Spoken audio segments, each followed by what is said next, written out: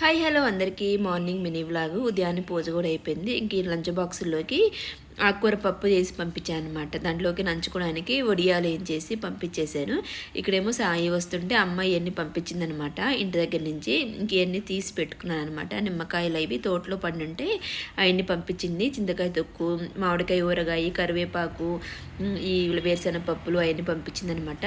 అరటికాయలు కూడా తోటలో పండినాయి అనమాట. ఇవి ఇంకా అవి కూడా పంపితే అవన్నీ తీసి పెట్టేసుకున్నాను, పక్కన పెట్టేశాను అనమాట. ఇంక ఇక్కడ ఏంటో శారీస్, కొన్ని శారీస్ పంపించింది. అన్ని వెయిట్లెస్గా ఉండే శారీస్ పంపించింది.